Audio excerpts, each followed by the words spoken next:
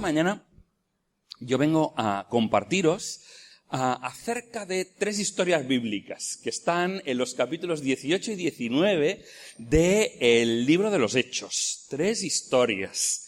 Y las 3 historias tienen una cosa en común. La cosa en común es que hablan de gente que estaba cerca, ¿vale? Gente que estaba cerca. Conservad esa idea en mente. Vamos a comenzar por la de Hechos capítulo 18 y los versículos del 1 al 11. Esa es la primera historia de gente que estaba cerca. Voy a leer el pasaje. Estoy en Hechos capítulo 18, versículos del 1 al 11.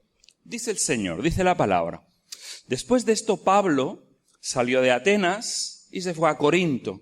Y se encontró con un judío que se llamaba Aquila, natural del Ponto, quien acababa de llegar de Italia con Priscila su mujer, pues Claudio había ordenado a todos los judíos que salieron de Roma. Fue a ellos, y como él era del mismo oficio, se quedó con ellos, y trabajaban juntos, pues el oficio de ellos era hacer tiendas. Y discutía en la sinagoga todos los días de reposo, y trataba de persuadir a judíos y a griegos. Cuando Silas y Timoteo descendieron de Macedonia, Pablo se dedicaba por completo a la predicación de la palabra, testificando solemnemente a los judíos que Jesús era el Cristo. Pero cuando ellos se le opusieron y blasfemaron, él sacudió sus ropas y les dijo: vuestra sangre sea sobre vuestras cabezas. Yo soy limpio. Desde ahora me iré a los gentiles. Y partiendo de allí se fue a la casa de un hombre llamado Ticio Justo, que adoraba a Dios, cuya casa estaba junto a la sinagoga. Y Crispo, el oficial de la sinagoga, creyó en el Señor con toda su casa, y muchos de los corintios al oír creían y eran bautizados, y por medio de esa visión, durante la noche, el Señor le dijo a Pablo: no temas, sigue hablando, no calles, porque yo estoy contigo, y nadie te atacará para hacerte daño, porque yo tengo mucho pueblo en esta ciudad.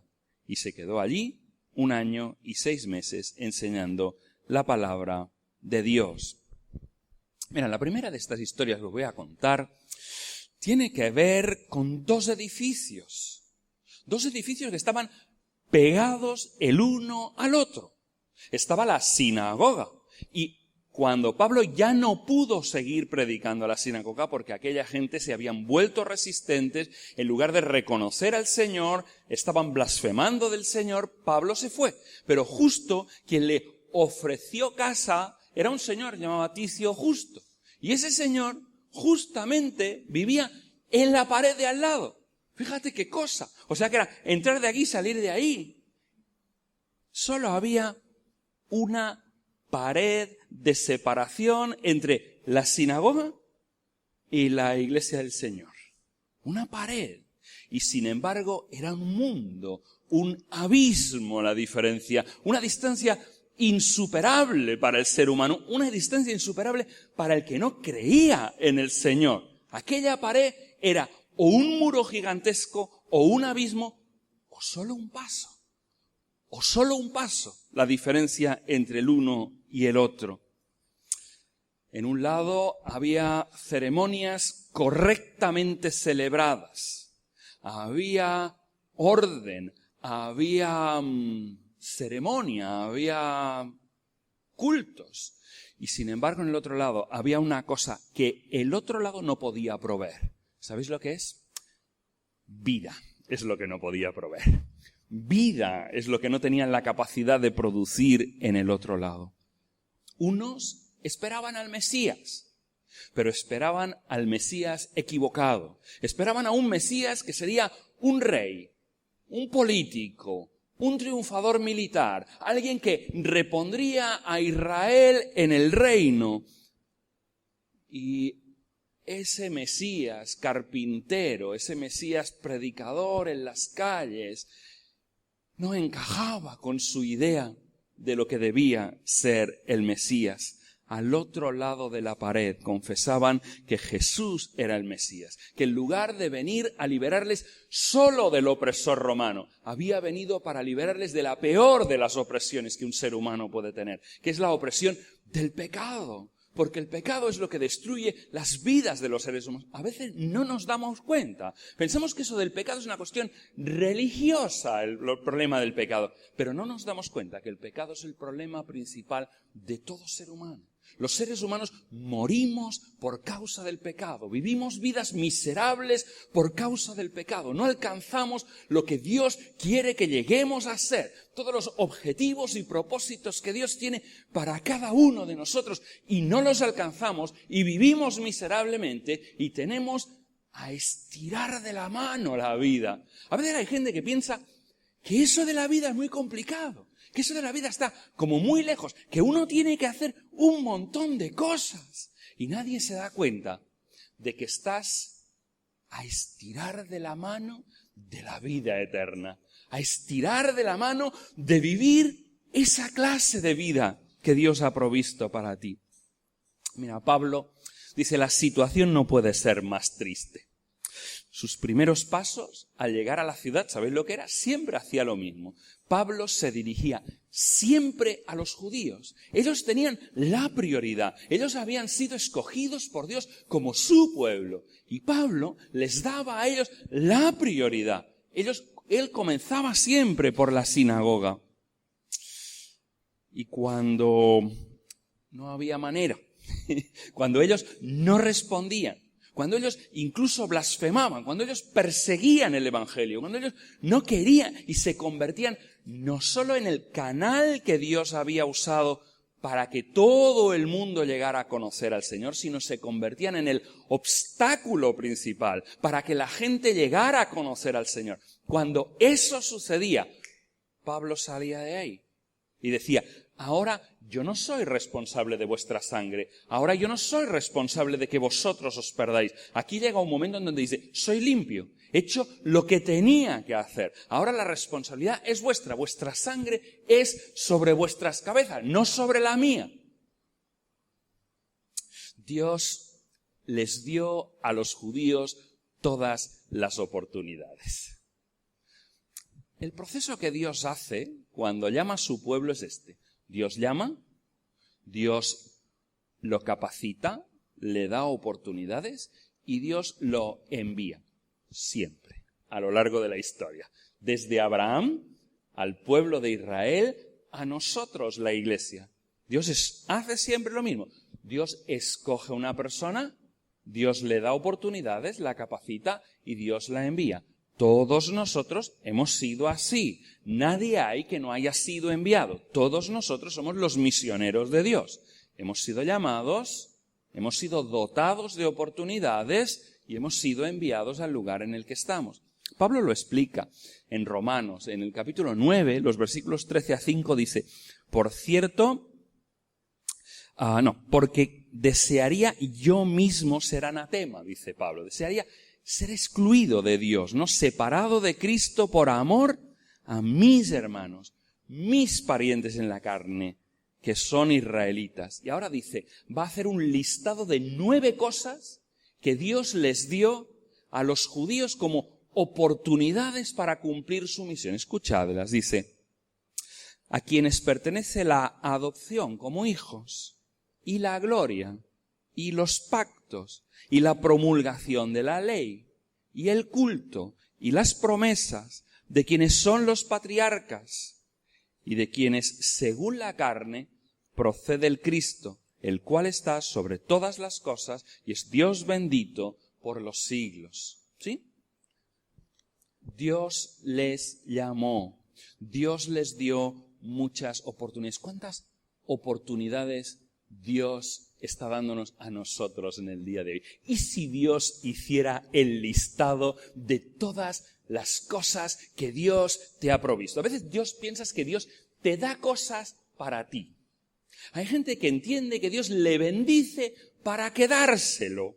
Hay un momento en donde el profeta Malaquías dice, es que me estáis robando, dice, porque os estáis quedando lo que yo he dado para la bendición de los demás. Vosotros no sois un depósito de las bendiciones de Dios, vosotros sois un canal de las bendiciones de Dios, porque estáis ahí para que las bendiciones de Dios lleguen a la gente a la que Dios os ha llamado. Si estáis en Mataró, Dios os ha llamado a la gente aquí. Si estás en un lugar de trabajo, hay gente toda la vida preguntándose, la vida entera, Dios, ¿dónde quieres que vaya? Dios, ¿dónde tengo que estar?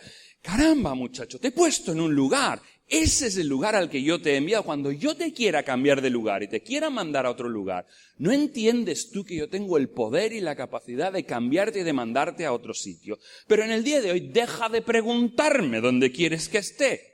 Porque te he puesto en un lugar, y ese es el lugar en el que yo quiero que ministres. Ese es el lugar donde tú tienes. Yo te he llamado, yo te he dado oportunidades, y ahora espero una respuesta.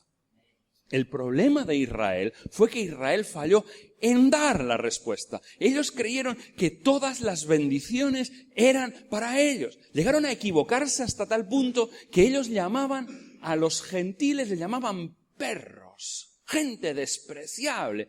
Cuidado, queridos, cuando los evangélicos a veces miramos y decimos, qué sociedad más mala, cuánto pecado, qué mal está la sociedad. Y comenzamos, en lugar de amarla, a despreciarla, la sociedad en la que estamos. No estoy aquí para eso. Estoy aquí por el problema del pecado.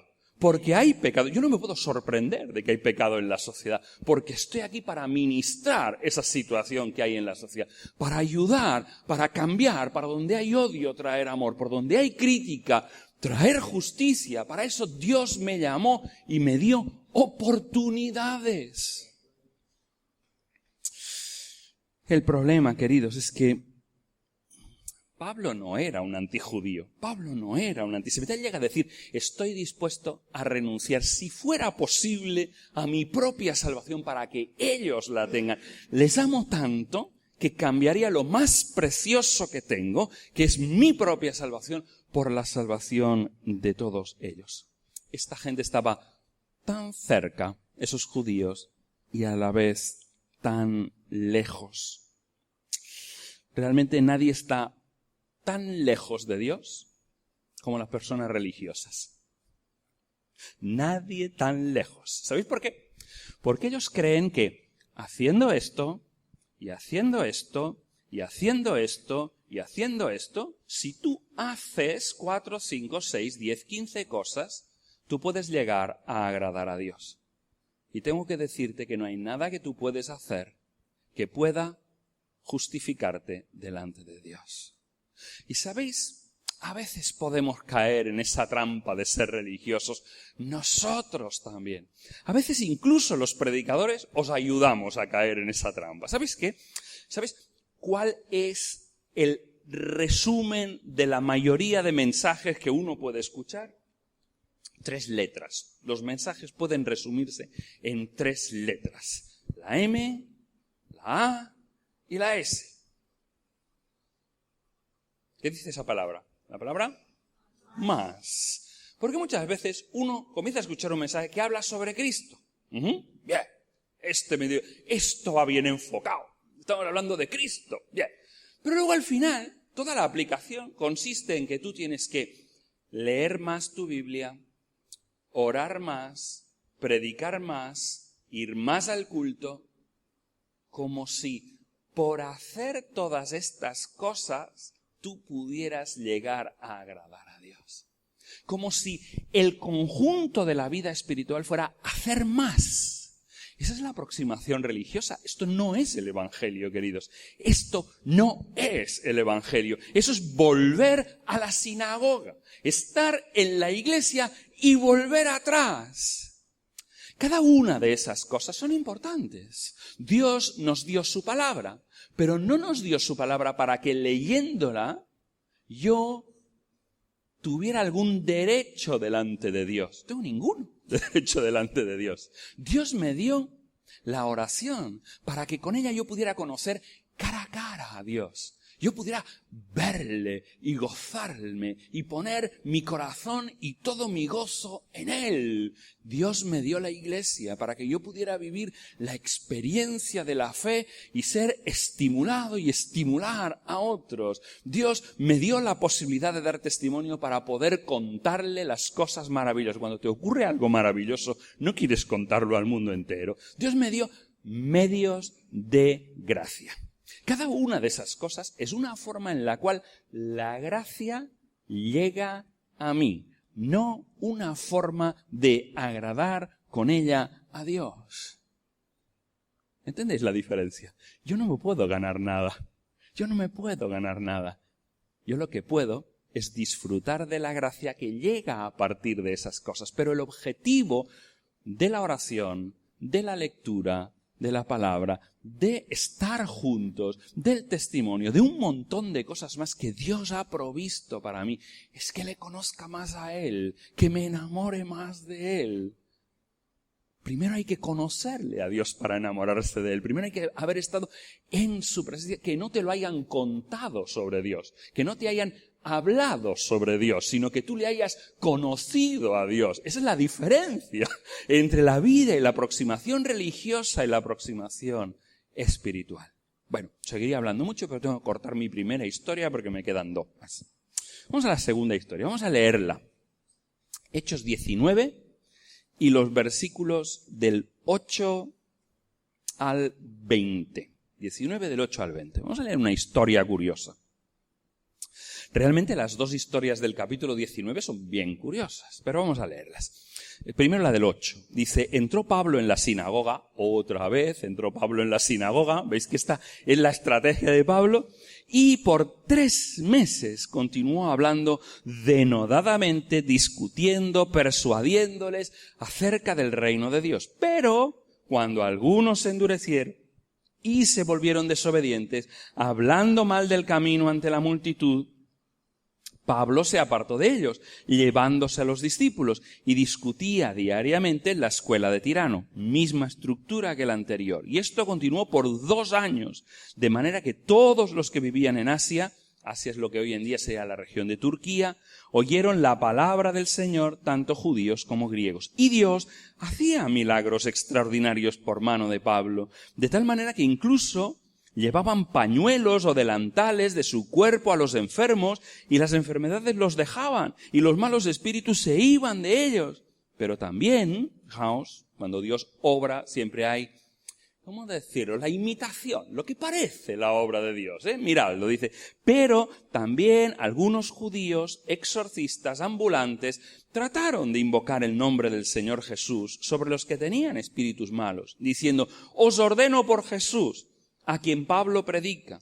Y 7 hijos de un tal Esceva, uno de los principales sacerdotes judíos, hacían esto.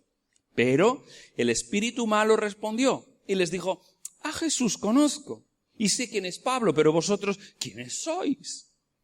Y el hombre en quien estaba el espíritu malo se lanzó sobre ellos y los dominó y pudo más que ellos, de manera que huyeron de aquella casa desnudos y heridos. Y supieron esto todos los habitantes de Éfeso, tanto judíos como griegos, y el temor se apoderó de todos ellos, y el nombre del Señor era exaltado. Lo dejo aquí, ¿vale? Mira, esta segunda historia es también una historia de gente que estaba cerca. ¿Y por qué digo que estaba cerca? Ahora os lo explico. Éfeso era una ciudad completamente poseída por la magia, poseída por el espiritismo. Mirad que en aquel mundo antiguo, la magia y el espiritismo eran la cosa más normal de este mundo. Pues bien, en ese mundo, donde era muy normal, ellos eran Las Vegas, la Meca, eran el lugar donde cuando la gente buscaba algo de espiritismo se iba a Éfeso. Había un templo ahí, la de Diana de los Efesios, donde era un centro de prostitución sagrada, de magia, de espiritismo, de todo esto, ¿no? Y entonces ese lugar sobresalía por encima de todos los demás. Bueno, y Pablo llega allí y predica el evangelio y se encuentra con la misma situación. Esa influencia del mal había llegado hasta tan lejos que había contaminado al grupo de los judíos. Como vosotros sabéis, los judíos tenían una ley estricta en cuanto al mal. La ley estricta es que no podía haber ningún contacto con el mundo del mal. Si tú tocabas el mundo del mal, debías ser muerto. Esto era la ley del Antiguo Testamento, ¿no? No había. Nosotros somos los seguidores, los discípulos de un Dios santo. Un Dios en el cual no hay mezcla de bien y mal, en donde no es aquello de como los dioses del antiguo panteón egipcio, ¿no? O del antiguo panteón griego, en donde eran seres un poco mezclaillos ellos, tenían como pasiones muy humanas, ¿no? Nuestro Dios es el Dios que es 3 veces santo. Eso significa que nuestro Dios no ha sido tocado por el mal, que nuestro Dios es el único ser que en el universo no está acostumbrado al mal. A nosotros nos cuesta el problema de la santidad, queridos, porque estamos tan acostumbrados al mal que al final el mal nos parece lo normal, lo adecuado. Todo el mundo lo hace, todo el mundo lo practica, si esto es lo que hace todo el mundo no debe estar tan mal, pero nuestro Dios es el único ser en todo el universo que no ha sido jamás tocado por el mal, que no ha sido jamás confundido con eso. Por eso nuestro Dios hace una barrera. Crea una distancia entre el bien y el mal. Pero ellos, en cambio, se habían dejado contagiar a algunos de esos judíos. Y estaban comenzando a coquetear con el mal entre ellos, con el espiritismo, con ese mundo oculto. ¿Y por qué os decía que estaban cerca? Porque esa gente habían visto que Pablo hacía milagros en el nombre de Jesús. Y decían, este nombre de Jesús funciona. ¿Cómo hacían ellos sus exorcismos? Ellos tenían un montón de nombres ocultos, nombres poderosos que ellos utilizaban a su conveniencia en un juego del mal contra el mal, porque utilizaban nombres de diablos contra el diablo también, ¿no? Realmente ellos no eran de Dios, ellos no eran de la santidad, sino que a veces el diablo consiente el mal contra el mal para confundir a la gente.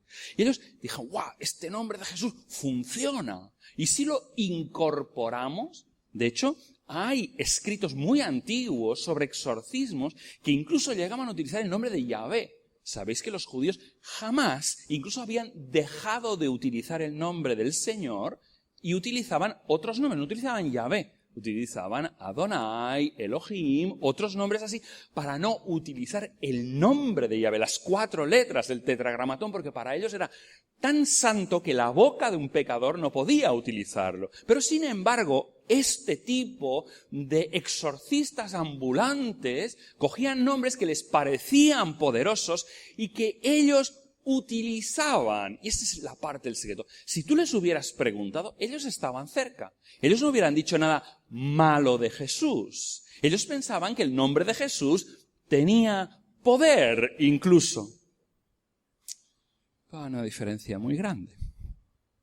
La diferencia muy grande es: ¿yo estoy aquí para servir a Dios o para servirme del nombre de Dios?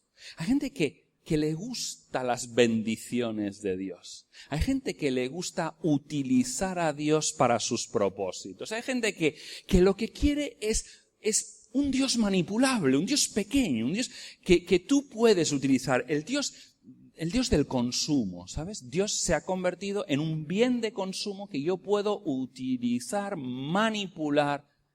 Mira una cosa, ¿no os habéis dado cuenta que cuando ellos utilizan el nombre de Jesús, os convino por Jesús a quien Pablo predica? Es muy curioso la utilización, porque cada vez que Lucas, escribiendo Hechos, utiliza en este entorno el nombre de Jesús, dice Señor Jesús. Pero cuando ellos lo utilizan, dice Jesús solamente, no Señor Jesús, porque ellos querían utilizar el poder de Jesús. ¿Cuánta gente quiere hoy que Dios le bendiga? Quieren acercarse a Dios y tienen una aproximación utilitaria de Dios. Dios me puede servir cuando tengo un problema gordo, que yo no puedo superar, ese problema ahí arriba. Y si utilizo un nombre potente, y en el nombre de Jesús, no juegues con Dios. Esos tipos se llevaron una paliza de mucho cuidado, dice que salían desnudos. No juegues con Dios, no juegues con el diablo. Son seres poderosos. No hay nada que ver entre Dios y el diablo, pero cuidado que el diablo tiene su poder. Hoy en día a veces corremos la tentación de ser tan racionalistas que nos parece que esto de las realidades espirituales, como que no existen, que es una forma, aquella gente sí, porque eran ignorantes, ¿no? Como eran ignorantes, pues claro, las cosas que no podían entender, las explicaban y digo, un espíritu maligno. Mira, déjame ponértelo en palabras claritas. Si Jesús expulsaba demonios que nunca existieron, si Jesús se enfrentaba con seres inexistentes, olvídalo, no es el Salvador del mundo. ¿Entiendes? ¿O no? ¿O es que esos seres existen? ¿Quién habló más del infierno y del diablo en toda la Biblia entera? Es Jesús quien tiene más referencias sobre el diablo y sobre el infierno. En día de, no, el infierno esto no existe. Queridos, las realidades espirituales son reales. De hecho, el mundo de lo espiritual generó el mundo de lo físico. El mundo primero, el que existió antes, el que dio origen al otro, es el mundo de lo espiritual que generó el mundo de lo material. No es que la gente del mundo material hayamos imaginado el mundo de lo espiritual. Cuidado con no utilizar a Jesús a nuestra conveniencia. Hoy en día el riesgo es este, como os decía, es que hoy en día todos nosotros nos hemos vuelto. Y el riesgo más grande, hay gente que dice, hoy en día la gente es menos religiosa que antes. No te lo creas. Es que la gente ha cambiado de religión. Y su religión ya no es el catolicismo, su religión ya no es, sino que la religión de nuestro mundo moderno es el consumismo. Y no tenéis que confundir el materialismo con el consumismo. Son dos cosas diferentes. El materialismo es adorar posesiones. El consumismo es adorar lo próximo que llegaré a tener. Es mucho más peligroso. Porque con el materialismo tú puedes llegar a estar contento cuando tienes algo. Pero con el consumismo tú nunca estás contento. Porque lo que te trae la felicidad es lo próximo que tendrás. Y cuando tienes aquello, es lo próximo que tendrás. Y cuando tienes aquello, es lo próximo que tendrás. Es decir, te conviertes en un ser constantemente insatisfecho. Un ser que jamás puede ser satisfecho. Porque es que los seres humanos no somos satisfechos con nada que puedes comprar en el Media Market. Ni con nada que tú puedes comprar en la tienda de coches, ni con el próximo piso que tendrás. Los seres humanos no estamos hechos para eso, pero a veces tratamos de construir una espiritualidad de consumo. Y convertimos la iglesia y convertimos la experiencia espiritual en tener nuevas experiencias. ¿En qué me va a dar el próximo chute espiritual? En lugar de en conocer a Dios cara a cara. El chute es conocer a Dios cara a cara, no en manipularle, sino en ser el objeto de su gracia para la gloria de Él. La persona que no es creyente quiere utilizar a Dios para sí. El creyente quiere vivir para Dios. Esa es la diferencia. ¿Entendéis? Es justo exactamente lo contrario. Y a veces las iglesias no hacemos discípulos, hacemos consumidores, porque tratamos de pelear las unas contra las otras, tratando de ofrecer el mejor programa del mundo, en lugar de hacer discípulos, queridos. ¿Sabes una cosa? Con consumidores tú nunca cambiarás el mundo. Tú nunca cambiarás la sociedad, porque el consumista, ¿sabes en lo que está pensando? Él tiene una palabra mágica, que la palabra mágica del consumista es yo. Yo. Por eso la palabra mágica de la publicidad es tú. Porque te está diciendo, todo lo puedes tener, todo te lo daré si postrado me adorares. Pero llega un momento en donde uno tiene que decir, es que no quiero que me des nada más, porque no anhelo nada de lo que tú puedas tener, no anhelo nada de lo que se pueda comprar en ninguna tienda de la que existen, ni en esta ciudad ni en el mundo entero, porque lo que anhelo es conocer a Dios. Mira, si lo que anhelas es conocer a Dios, el cielo es una buena noticia para ti. Porque si lo que tú anhelas no es eso, si llegases al cielo, ¿sabes lo que te pasaría? Que sería una gran decepción para ti. Porque el cielo, lo que hace que sea cielo, ¿sabes lo que es? No lo que hay, sino quién hay. Y lo único que tiene el cielo es Dios. Y si tú lo que estás buscando no es Dios, cuando llegases allí dirías, ¿por qué me han traído aquí? Pues debo pasar la eternidad mirando a este tipo. Entonces, ahora cuando tú no deseas eso, cuando tú deseas ser satisfecho con objetos, tendrás lo que toda la vida deseaste, porque para ti el cielo jamás sería cielo. ¿Entiendes lo que es la experiencia espiritual? Por eso cuando Dios dice, ¿cuál es el gran mandamiento? Dice, amarás a Dios por encima de todas las cosas. Ese es el gran mandamiento, porque descubrir eso es fantástico. Gente que estaba cerca. La primera, lo que les separaba era la aproximación religiosa. La primera, lo que les separaba era la posición de Cristo. La segunda, lo que les separaba esto, es que ellos querían utilizar a Dios en lugar de ser utilizados por Dios. Voy por la última. Mira, la última está en el capítulo 19, pero los 7 primeros versículos. Leo, capítulo 19, del 1 al 7. Y aconteció que mientras Apolos estaba en Corinto, Pablo, habiendo recorrido las regiones superiores, llegó a Éfeso y encontró a algunos discípulos y les dijo, ¿recibisteis el Espíritu Santo cuando creísteis? Y ellos respondieron, no, ni siquiera hemos oído si es que hay un Espíritu Santo. Entonces les dijo, ¿en qué bautismo, pues, fuisteis bautizados? Y ellos contestaron, en el bautismo de Juan. Y Pablo dijo, Juan bautizó con el bautismo de arrepentimiento, diciendo al pueblo que creyeran en aquel que vendría después de él, es decir, en Jesús. Cuando oyeron esto, fueron bautizados en el nombre del Señor Jesús. Y cuando Pablo les impuso las manos, vino sobre ellos el Espíritu Santo, y hablaban en lenguas, y profetizaban, y eran un total de 12 hombres. Tercera historia de gente que estaba cerca. Fíjate si estaban cerca, que cuando la historia comienza, dice que son discípulos. Lo habéis visto en el versículo 1, llegó a Éfeso y encontró a algunos discípulos. El escritor, Lucas, muy sabiamente, no dice de quién eran discípulos, solo nos lo deja, eran discípulos. Y dices, vale, discípulos. Pero cuando sigues leyendo, encuentras que aquí algo no funciona bien. Porque Pablo algo debió notar. Porque preguntó una cosa que normalmente uno no pregunta cuando está entre hermanos, ¿no? Es, oye, ¿recibisteis el Espíritu Santo? Algo pasaba ahí. Yo no sé qué es, Pablo no nos lo cuenta, pero algo pasaba ahí. Y entonces él dice, ¿recibisteis el Espíritu Santo? Y ellos contestan, ¿qué es eso del Espíritu Santo? ¿No? Y entonces Pablo dice, aquí algo funciona mal y funciona muy mal, ¿no? Porque cuando uno dice que es creyente, pero no tiene el Espíritu, es que algo funciona muy mal.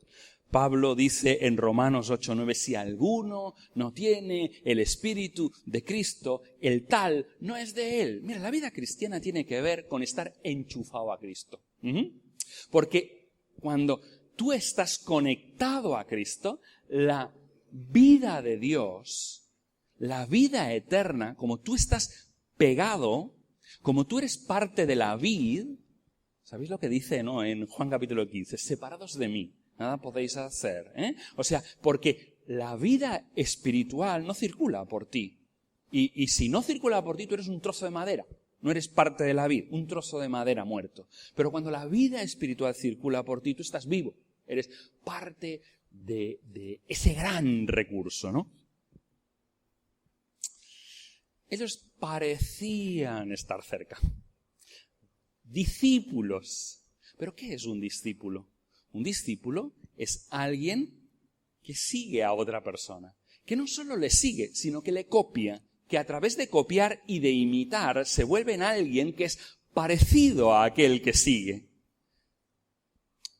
Y les dice, bueno, ¿vosotros de quién sois discípulos? ¿Qué bautismo fuisteis bautizados? Dice, en el bautismo de Juan. Y entonces aquí él traza la línea y dice, bien, vosotros habéis comenzado, pero ¿sabéis cuál era el propósito y el objetivo del ministerio de Juan? Era apuntar a Cristo. El ministerio de Juan era hablarle a la gente del problema principal que ellos tenían. Ellos tenían un problema que era el pecado y ellos tenían que comenzar por el arrepentimiento. Todo el mundo, hasta que no se da cuenta de que tiene una enfermedad, uno no va al médico. Bueno, hay gente que sí, pero yo no voy al médico a menos de que no entienda que me he puesto malo. Cuando siento que tengo un problema, entonces me voy a ver al médico. El médico puede ser amigo mío, pero yo no le voy a ver en su consulta si no me siento enfermo. ¿Sabéis el problema que hay hoy en día en nuestra sociedad? Nosotros a veces exponemos a Cristo a una gente que no se siente enferma. Y la gente no llegará a buscar un Salvador hasta que no se sienta perdida. Esa función de sentirse perdidos tiene un doble componente. Uno tiene que predicar, uno tiene que mostrar el camino de Dios para que la gente vea que no están alcanzando el lugar, y luego el Espíritu Santo tiene que traer la convicción. Es un trabajo de dos, esto no es un trabajo de uno. El Espíritu Santo se apoya sobre la predicación del Evangelio, pero la predicación del Evangelio no tiene ninguna eficacia si el Espíritu Santo no está tocando las vidas de la gente. Entonces, claro, esa doble función es la que estaba haciendo Juan. Por eso les dice, Juan habló de Jesús, el que vendría. Es nuestra función también, hablar de Jesús que ya vino. Y aquella gente, cuando se dan cuenta de cuál era el problema, de cuál era la situación, mira qué respuesta tan distinta a la que dieron los dos otros anteriores. La distancia de los primeros era una sola pared. La distancia de los segundos era reconocer que Jesús era el Señor y tenía derecho a gobernar sus vidas. La distancia de los terceros es que se bautizaron. Y es todo lo contrario. Bautizarse es sumergirse en Jesús. Es que Jesús te cubra hasta la cabeza, te llene las orejas y las narices, te lo llene todo completamente, que estés metido en Jesús. Eso es lo que es el bautismo, queridos. Es el compromiso de decir, he dejado todo lo anterior. Aquella vida anterior, fuera. Quiero la nueva, quiero la de verdad, quiero la de Cristo. ¿Sí? Esa es la diferencia. Realmente el problema en cada uno de los tres era Cristo. ¿Qué vas a hacer tú con Cristo? En los primeros es no reconocer que Cristo es el Mesías. En el segundo es querer utilizar a Cristo. Y en el tercero, tener idea, pero realmente no haber conocido a Cristo. No haber entendido que Cristo es aquel que quita no solo el pecado del mundo, sino tu propio pecado. Aquel en quien te puedes abandonar y ser esa persona que Dios siempre quiso que fueras. Llegar a ser todo aquello para lo cual tú fuiste creado y fuiste diseñado. No te imaginas lo que Dios quiere hacer contigo. Convertirte no en un discípulo, sino un discípulo de Jesús. Todo lo que Dios quiere hacer en tu vida es que seas como Jesús. ¿Sabes? Ese es el engaño de Génesis. En el engaño de Génesis, la serpiente dice, si coméis de esto, seréis como Dios. Los seres humanos queremos ser como Dios sin Dios. Pero la conversión es querer ser como Dios porque Dios te transforma a ser como Jesús para vivir con Él eternamente. Es una invitación que también quiero dirigiros. ¿Queréis sumergiros realmente en Cristo? ¿Queréis conocer realmente a Cristo? No religión, no prácticas, sino conocer a Cristo por su palabra, por la oración, por todo lo que nos da contacto con Él y llegar a sumergirte en Él. Que Dios os bendiga.